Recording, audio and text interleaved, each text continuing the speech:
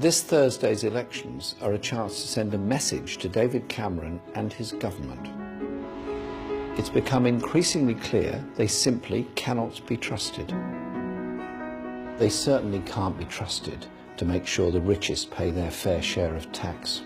The wealthy and big companies got billions of pounds in tax cuts in George Osborne's recent budget, while working people suffered significant losses.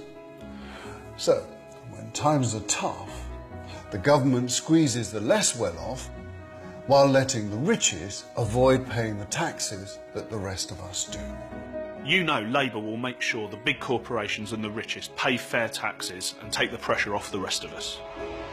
They can't be trusted to protect the local services we rely on. Spending on social care, that's care homes, home visit, Meals on Wheels, has been slashed by more than 20%. David Cameron has no idea how devastating the cuts are for communities far from Westminster. For the first time in a long time, I see a political leader and a party that cares about how these decisions actually affect people.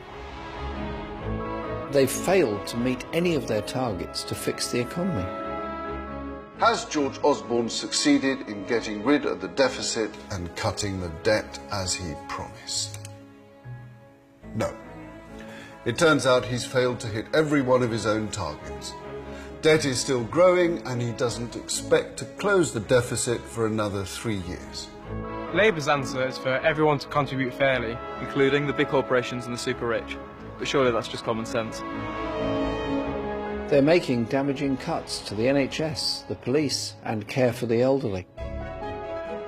In January 2016, 3.3 million people were waiting to see consultants.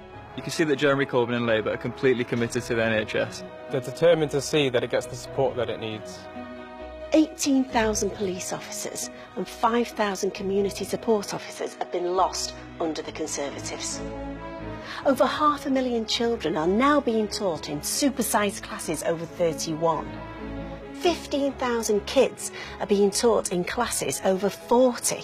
What Labour stands for isn't just fairer. It's also the only way to give us kids a real chance of a better future. Cuts in the support for women will leave mothers £13 billion worse off over the course of the current Parliament. £13 billion? Can that be right?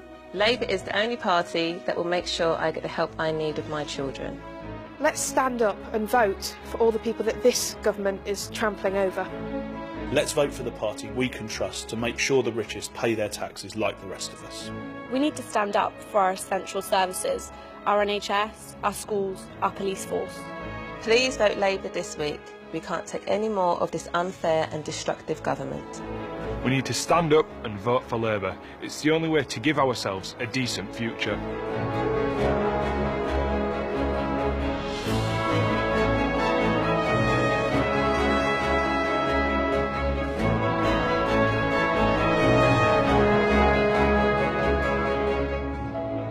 So this Thursday, May the 5th, send a message to the government and vote Labour. Stand up, don't stand by.